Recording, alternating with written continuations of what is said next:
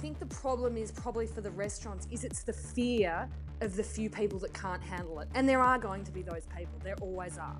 But the majority of people, if you think about it, are going to be so relieved to not be at home with a spatula in their hand and to have that level of service and community and, you know, everyone coming together, that they're just not going to care if they get a bit sprinkled on. Today on Dirty Linen, we are talking to somebody that the pandemic brought me close to. I mean, not that close to, but like I got to meet her and do some stuff with her. Her name is Sophie Storen. She's a caterer. Her catering company is Cook's Food. It's absolutely fantastic. I've been really thrilled to collaborate with Sophie on a couple of projects, which we might touch on. But the reason that I really wanted to chat to Sophie today is because you're an outdoor specialist, as caterers have to be. You just love it when things get hard, don't you? Oh, I don't know if I'd say love it. Look, do you know what? The key to it is even as, you know, things are starting to fall apart, you need to have a huge smile on your face and be clocking through all the things that you can do to save a situation. And, you know, we've had like collapsing marquees with brides crying on the sort of ground in front of the marquee because it's been you know, winds, like huge winds, and they've just basically knocked the marquee over basically. And that was an incident that happened when I was actually heavily pregnant. So I'm like 5 a.m. standing in a marquee that's sort of half collapsed, looking at the floral installation and all the lighting, you know, that was all fairy lights in the roof, and they're actually ripped apart. They're not even on the ground. They're actually, the actual chains of fairy lights are ripped apart. And I'm heavily pregnant going, oh, this is good. And the bride's sort of inside, you know, heavily medicated. And we're just sort of like looking at the roof, and I'm just ringing all the suppliers going, get in the car now. We've got 6 hours to start again. Something that took us 12 hours, we now have about 3 hours to put together. And you know what? We did it, and it was great, and everyone was happy. Best wedding ever. You know, they loved it. Got a great story out of it. I did finish that shift and went home and just sort of vomited and then lay on the couch for about 12 hours. As long as you didn't say, like, I just went home from that event, went home, had the baby. No, but I was pretty big then, so it was really time to maybe pull my head in. And my husband sort of like poked his head through the door and went, yep, you think you might want to pull back a little bit? And I was like, no, I'm not done. What's the sort of, I mean, you swung into action mode, like you sorted the situation. What's the kind of, you know, let's say someone's in a restaurant and it starts bucketing with rain. What's the sort of attitude that you need to bring to the situation? And what are some of the practical things that you can do? Look, I think you need to have a little bit of humour about it. I mean, like, if you think, I think about it as in when we do the toilet thing in a marquee, right? You've portaloos, and they're a bit crap. And you've got to think of a way to make them feel a little bit better, because not everyone can pay for the, you know, the really, really fancy bathrooms. So, you know, you might put in a few little things like mints in the bathroom. You get a trestle table, you put linen over it, you stick a mirror up on it, and suddenly you've got a little thing happening there. How about a bar stool so the girls can kind of sit and chat while they're kind of touching up their makeup? So it's like having a few little things that are inexpensive to kind of, you know, sort out the situation. I mean, how funny would it be if you were sitting at a restaurant, sitting outside, it started raining and they handed out umbrellas and everyone was holding their own umbrella going, this is actually okay. Like if it's a light, you know, if it's torrential raining, then yes, that's a huge problem. But, you know, there are ways that you don't have to kind of invest in this huge infrastructure to kind of make it happen. If you think about all the Melbourne places we go, they're not all fancy schmancy. I mean, we used to go to a bar that was in a container and it was 90% outside. We just stand there and have a beer and get wet. And no one cared. Everyone was like, cool. Yeah. This is very seasonal. I mean, I guess we all know the scenario. Like we all know that we're, you know, in large part going to be outdoors just because we have to. So I suppose we're all going to have to bring a bit of stoicism to the situation, aren't we? Yes. But I think the problem is probably for the restaurants is it's the fear of the few people that can't handle it. And there are going to be those people. There always are. But the majority of people, if you think about it, are going to be so relieved to not be at home with a spatula in their hand and to have that level of service and community and, you know, everyone coming together, that they're just not going to care if they get a bit sprinkled on, or if, you know, you're handing out last night's menu and you can't find the other menus. You know what? Write it down on a piece of paper and read it out to the whole group. Like, you know, it's not, I think we get very caught up in being worried about what people are going to say. And we forget that when you're in a restaurant, you're actually already happy because you're at a restaurant and you're not, you know, at home doing nothing. Yeah. I think there's also, when things go wrong, I think there's also this tendency for people to think that the disgruntlement is cumulative. And what I mean by that is the attitude that I apply to, let's say, if you're doing something in traffic that might be a bit annoying to the person behind you, like you're turning right when it's annoying. Like, it's not that like the fifth person's annoyance is added to to persons 1 to 4. It's like they each only have their own little bit of annoyance. You don't need to take it on as cumulative, do you? But also, if you're either in a mood or you're not. I mean, you know, when I go to a restaurant and something goes wrong, depending on how my day's going, I might sort of like laugh and go, whatever. Or if I'm having a shot, you know, sometimes it's just not. I just think that people are going to be more forgiving than you'd think, and I think that's the perspective that the restaurants need to take, and I think the punters need to be understanding and come at it with a sense of, you know, enjoyment and understanding. Like, the punters just have no idea about how hard. I mean, we went from doing catering to the take-home game. It's horrific. Everything has to be individually packaged. In the first week we did it, I didn't even put labels on stuff because I was like, oh, it's pretty obvious that's a lasagna. And everyone was like, well, no, you have to have ingredients. And it's like, oh. And then it was like cooking instructions. I'm like, what do you mean? It's a lasagna. You chuck it in the oven. And everyone was like, no, once again, not everybody knows how to heat up a lasagna. And I was like, okay. So we've just got to learn on our feet a little bit, you know. And we're going to make mistakes.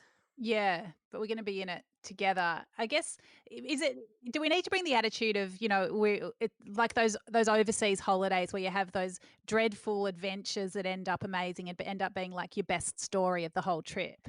Oh, definitely. Like when you go out no one cares when you're sitting outside in Europe and there's a bit of a sun shower. No one's like having a meltdown about it. Everyone's going, oh my God, we're in Europe. Awesome. Yeah.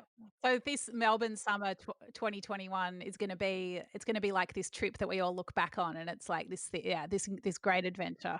It's going to have to be our version of the National Lampoon's European vacation, basically. Yeah. And we're going to have to come at it with that kind of positive sort of comic attitude. Yes. All right. Where things are going to get rained out. We might have to pick up our bowl of pasta and step under the awning and stand up and eat it for 10 minutes. Yeah, but we can do that. And I think that's kind of okay and it's fun. Mm. All right. So we've sorted the rain. What about heat? What are some of your strategies for dealing with really, really hot weather? Well, bowls of ice on the table seem to work because you can just chuck them in your white wine. I mean, you can sort of chuck them in your red wine if you wanted to, really. And you can, you know, do things like that. It feels a little bit like you're overseas if you can, you know, have a big bowl of ice on the table and, you know, it's sort of over the top, but it's so easy for us to do, you know, if we're hosting a party, it's so easy to put a bowl of ice on the table and it sort of makes people feel like, oh, that's quite cool. You know, it's boiling hot. Do you know what's actually really handy is if you can actually get tea towels from IKEA. They're $2 each. You dip them in water, you roll them up and you stick them in the cool room. Mm. Like if it's 42 degrees, you just hand them out to people and they wrap them around their necks. Love it. Oh, so good. We do those at weddings when it's like 40 degrees and everybody's unhappy. And you're like, here's a freezing cold towel. And everyone's like, oh, yes. And then, everyone has a few drinks and they're on the dance floor and suddenly it's not, no one even realises it's still 40. Yeah, love it. Oh, that's really great. Yeah, I think I think we're going to need a few things like fans and things like that. But I do think, we're going to be hot sometimes, and there's no reason that restaurants should have to invest in huge amounts of infrastructure so that your bodily temperature remains at the perfect temperature that you're comfortable with. Yeah, we just got to be in amongst it a little bit.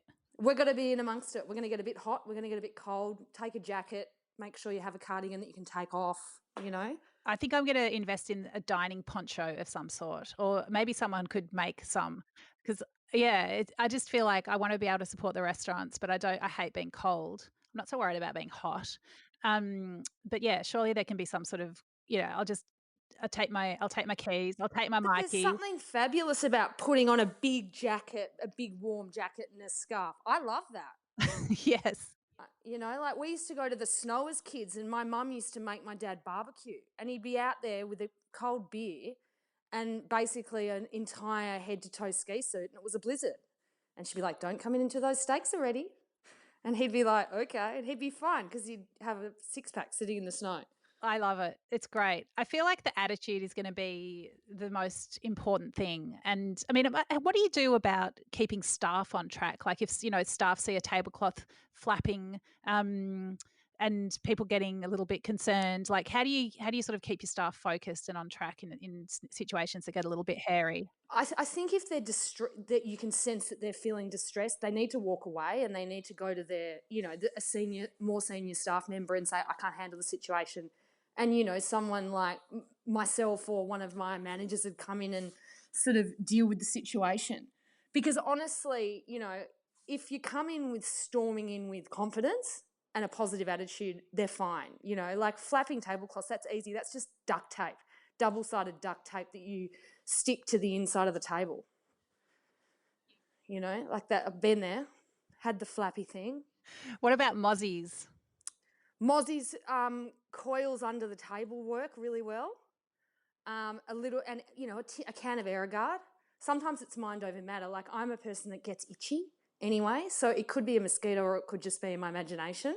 Okay. So I just think having all of the precautions there, like the coils and like that, but you've got to be careful of the tablecloths because you can set them on fire. May have done that before. Okay. Mosquito coil under the table catches to the old tablecloth, and that's the end of that.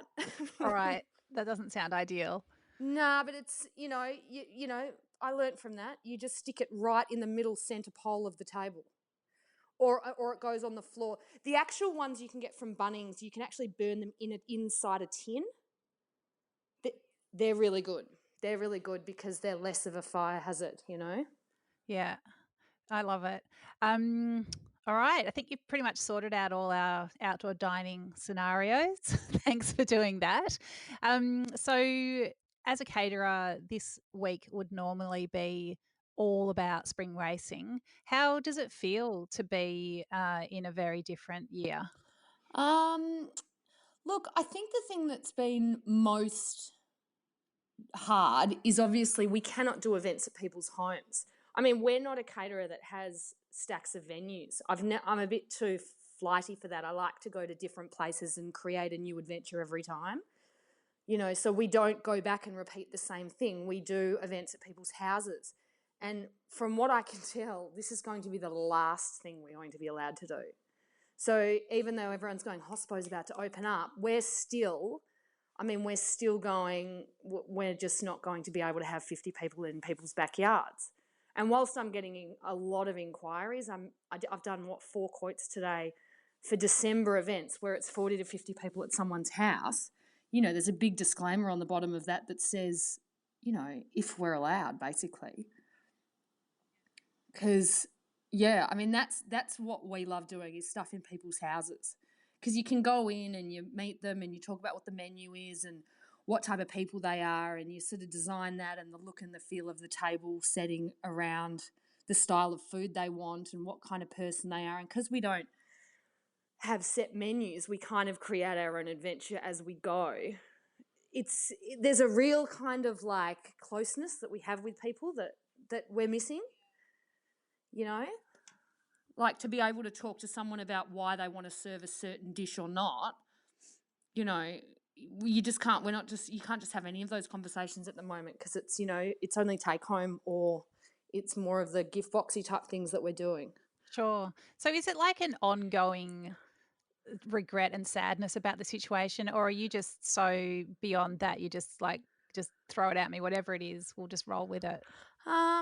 You know what? I know it's the Corona coaster. Like some days I'm like, okay, this is what we're gonna do. It's gonna be awesome. Can't wait. Let's do it. And then 2 days later, it's like fetal position in bed. Don't want to move. So it's a matter of having the least amount of fetal position moments, and having as many of the, you know, inspired moments where you're looking at what other people are doing, going, oh, that's a really great idea. I wonder if we could do that in this way, and things like that. Like this is going to end, and it's just a matter of holding on until it does. And we've been, you know, it feels a little bit like we've been calling it a little bit of battle fatigue, where, you know, you're always running around going, yep, here we go, motivated, can't wait, going to do this, going to do that. You know, most of my senior events team are delivery drivers. And that was kind of a bit novel at the beginning. We're all like elbows out the window. I'm going to go down to Mornington Peninsula today and deliver some food. How fun. But it's, you know, this is people's career choice. And suddenly it's like, okay, that was fun for like a couple of months. When is this going to be over? So that's sort of another important part where we're trying to, you know, make sure we all motivate each other. You know, and we're all having low weeks, and then we kind of motivate each other. And then, you know, I mean, even, you know, the team have had to motivate me before when I'm a little bit like, when is this going to end? And they're like, it's going to end, don't worry, it's going to end, it'll be fine. But, you know, so it's a roller coaster, to be really honest. Because you seem to be quite a doer of a person. Like you don't seem to be too much of a, you know, woe is me kind of person. No, I think what I've realised at the very beginning was that shutting the doors, paying everyone JobKeeper and waiting it out was going to be extremely bad for me as a person probably, and for the business. We felt like we had to be out there no matter what, doing something. And I asked the staff, I was like, do you want to be at home or do you want to be at work? And they were like, none of us wanted to be at home. Because when you work in events, you work all the time, and you work weird hours, and you do long hours. So the thought of being at home all day, every day, you know, responding to, you know, minimal inquiries was just not going to work for us. I mean, I'm sure there's been times that everyone's like, wish we had have stayed at home. Because a lot of people say to us, you must feel so rested. And we're all like, is that a joke? Are you crazy? I've never worked so hard in my life. Yeah. Well, you said there's been a lot of learning. Like I remember you saying to me one day that, you know, you quickly learnt how to pack a soup for travel because it wasn't as simple as just putting it in a container. Uh, You, you've learnt things that I suppose you never thought you would need to. I have been, every week, I buy hundreds and hundreds of units of packaging, and I have to send it back because it's the wrong size or shape or material, because we're going into all the sustainable packaging now.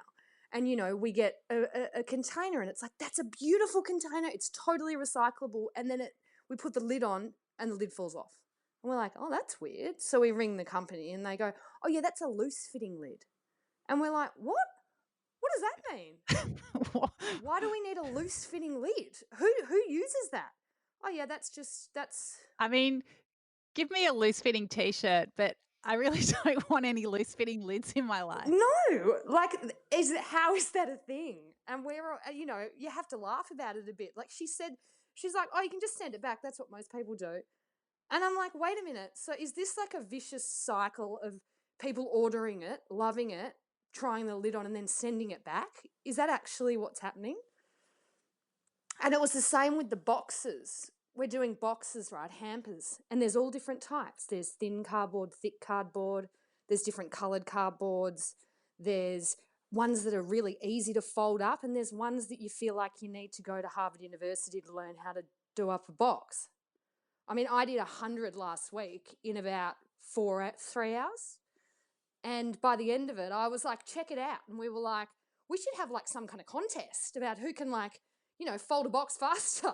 Sophie, Ben Shuri did an international cake box folding contest like at some point of the pandemic. So you needed to have. I really could take him for a run for his money. I could smash that. That was amazing. By the end of it, I was like, no, you do it like this. Boom, boom, boom, boom. Yeah, interesting. But it's all of these little things that people have no idea that we're doing, We folded up 50 boxes the other day and realised they were inside out. I didn't even know they could be inside out. We had to unfold them and refold them.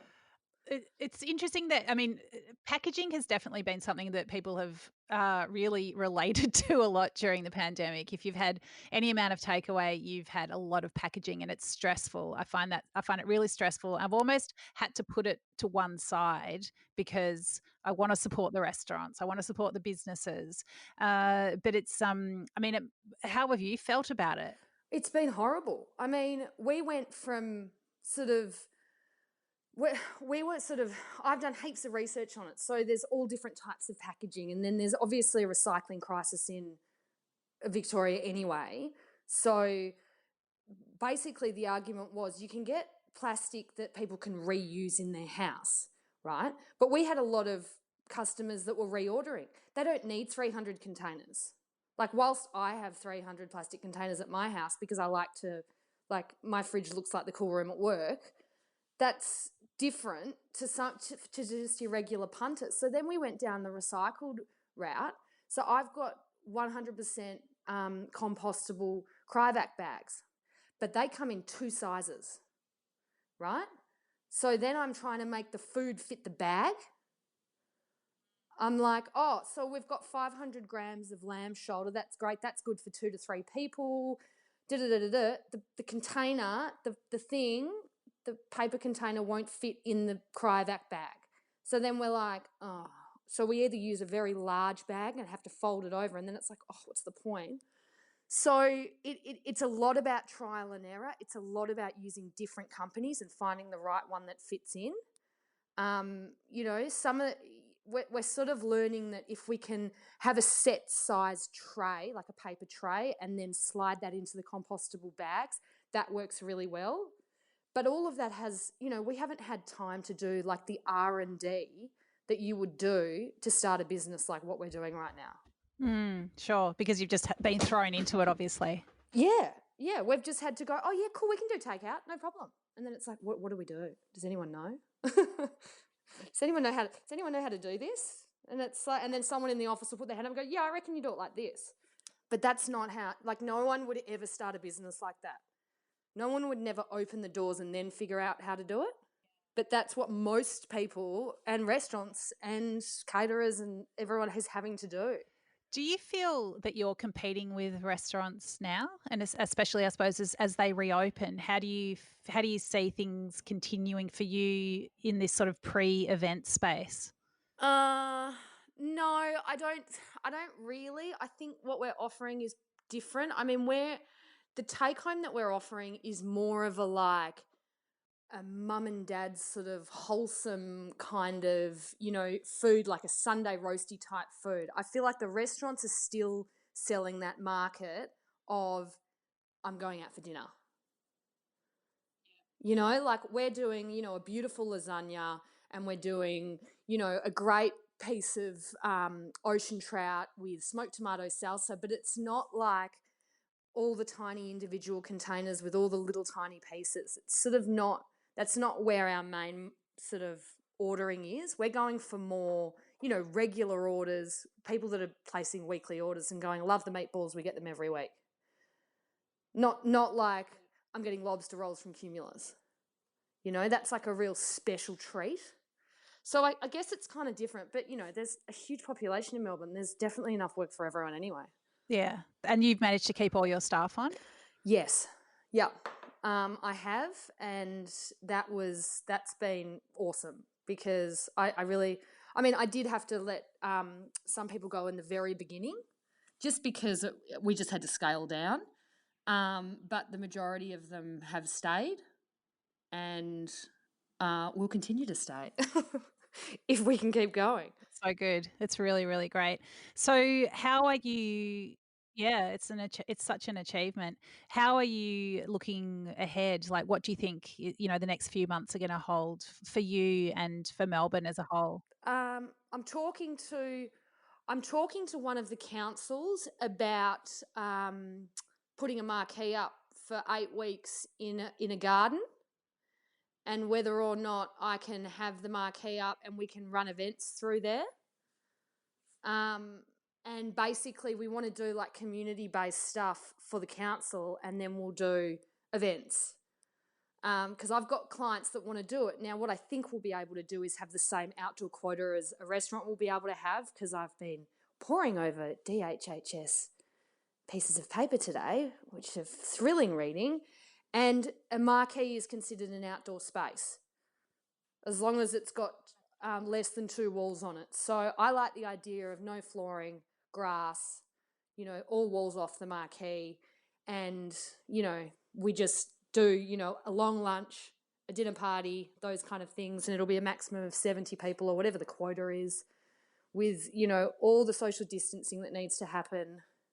I mean, we've already got a COVID safe plan, but we just have to keep updating it as they give us new information.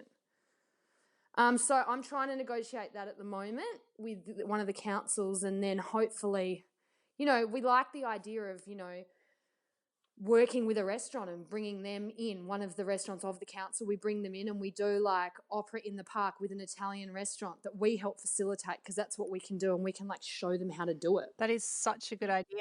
Yeah, I'm just trying to get the council to come to the party. Okay, well, whichever council it is shall remain nameless, but I'm sending all the good vibes towards you for those interesting discussions with councils.